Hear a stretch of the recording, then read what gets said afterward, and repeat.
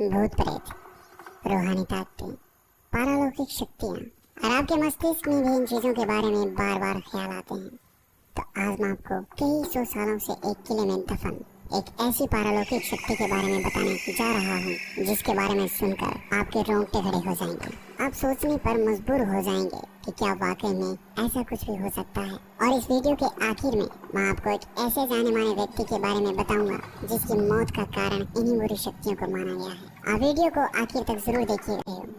राजस्थान के अलवर जिले में भानगढ़ किले के बाहर लगे इस बोर्ड पर यह साफ साफ लिखा है, सूर्योदय से पहले एवं सूर्यास्त के पश्चात आपको इस किले में प्रवेश करना तो दूर, आपको रात के वक्त इस किले के आसपास भी नहीं भटकने दिया जाएगा। आज मैं आपको इसी भानगढ़ के किले की वो दो कहानियाँ बताऊंगा जिस कारण रात के वक्त लोग इस किले में प्रवेश करना तो दूर इसके आसपास भी नहीं भटकते। और कुछ लोग इन कहानियों को कहानी नहीं बल्कि सच्ची घटना मानते हैं। कहते हैं कि जब आमेर के राजा भगवंत दास भानगढ़ के किले को बनवा रहे थे तो वहीं कुछ दूरी पर गुरु बालूनाथ तपस्या किया करते थे। जब बालूनाथ को खबर लगी कि उनके पास में एक किला बनाया जा रहा है तो उन्होंने राजा को बुलावा भिजवाकर अपने पास बुलवाया। जब राजा भगवंत दास गुरु बालूनाथ के पास पहुंचे तो उन्होंने राजा से कहा कि आप जिस किले को बनवा रहे हो उससे मुझे कोई भी आपत्ति नहीं है, लेकिन एक बात का ध्यान रखना कि इस किले की ऊंचाई इतनी मत कर देना कि इसकी परछाई दिन के किसी भी वक्त जहाँ पर मैं तपस्या कर रहा हूँ वहाँ पर पहुँचे और मुझे छुए। उन दिनों जो साधु संत हुआ करते थे उनका बहुत आदर सम्मान किया जाता था, उनकी किसी भी बात को टाला नहीं जाता था। तो राजा ने भी ऐसा ही किया और फिर किले के निर्माण में ऐसा ही किया गया।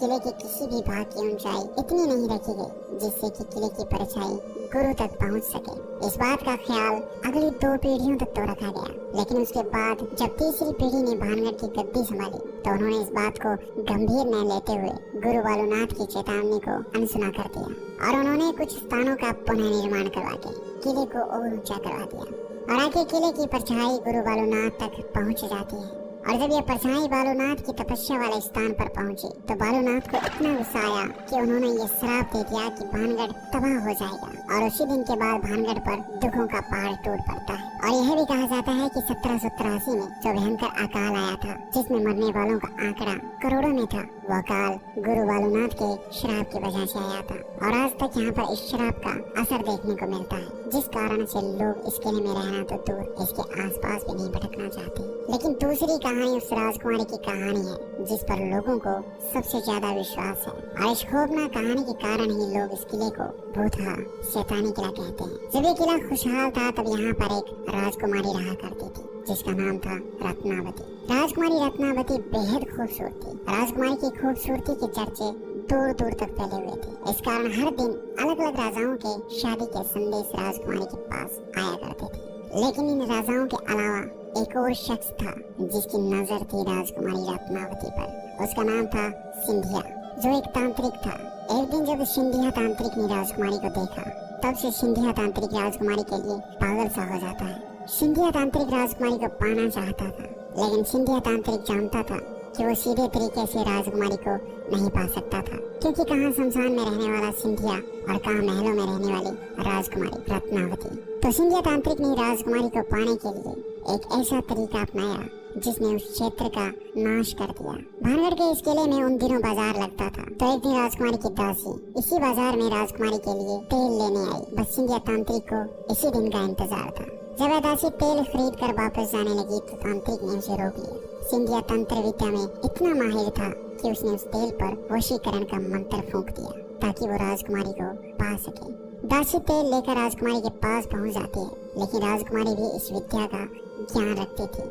उसने जैसे ही तेल को देखा वैसे ही उसे शक हो गया कि इस पर किसी ने तंत्र मंत्र किया है। फिर राजकुमारी ने अपनी दासी से पूछा कि तुम्हें बाजार में कौन मिला था।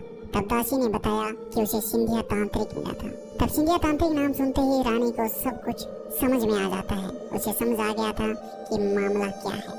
राजकुमारी ने वो शीशी किले के ऊपर पड़े एक बड़े पत्थर पर दे मारी और सारा तेल उस पत्थर पर बिखर गया। ये कहा जाता है कि तांत्रिक ने उस तेल पर ऐसा जादू किया जिससे अगर कोई उस तेल को लगाता तो वह उसके वश में हो जाता और खुद ब खुद उसके पास आ जाता। और आखिर ऐसा ही हुआ।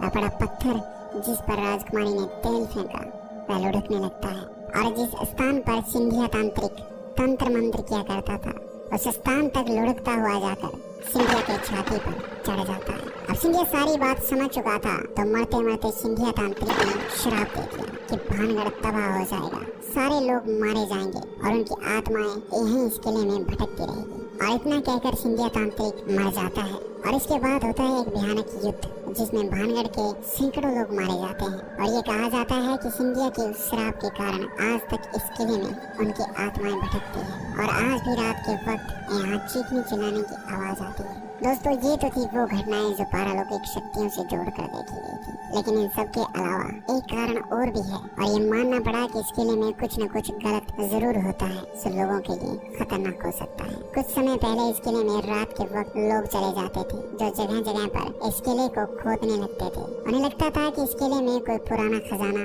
गड़ा हुआ है और वो इसी खजाने की तलाश में रात में इस किले में खुदाई किया करते थे। उस वक्त इस किले में रात के वक्त कुछ आपराधिक गतिविधियां होने लगी थी और इन्हीं असामाजिक तत्वों के कारण इस किले में रात के वक्त प्रवेश करना वर्जित कर दिया गया था। फिर 2016 में एक ऐसी घटना घटित हुई जिसने फिर एक बार इस किले पर सवाल खड़े कर दिए। दरअसल इंडियन पैरानॉर्मल सोसाइटी के प्रमुख गौरव तिवारी एक न्यूज चैनल के साथ मिलकर इस किले में पड़ताल करने आए थे। गौरव तिवारी ने ऐसी पारालौकिक शक्तियों पर पूरी रिसर्च कर रखी थी। वो भी जानना चाहते थे कि क्या वाकई में इस जगह पर कोई पैरानॉर्मल एक्टिविटी होती है, क्या इस जगह पर कोई भूत प्रेत है या ये लोगों का वहम है। लेकिन इस किले में पड़ताल करने के बाद कुछ समय के बाद 7 जुलाई 2016 को उनके अपने घर में बड़े ही रहस्यमय तरीके से मौत हो जाती है और इस मौत का कारण कई न्यूज चैनल्स ने इन्हीं शैतानी ताकतों को माना। तो दोस्तों, ये थी इस भूतिया किले की कहानियाँ। मैं इस वीडियो में बताई गई कहानियों की सत्यता का प्रमाण तो नहीं देता, लेकिन कुछ न कुछ तो रहस्य जरूर है जिस कारण भारत सरकार को भी इस किले के बाहर ये बोर्ड लगाना पड़ा।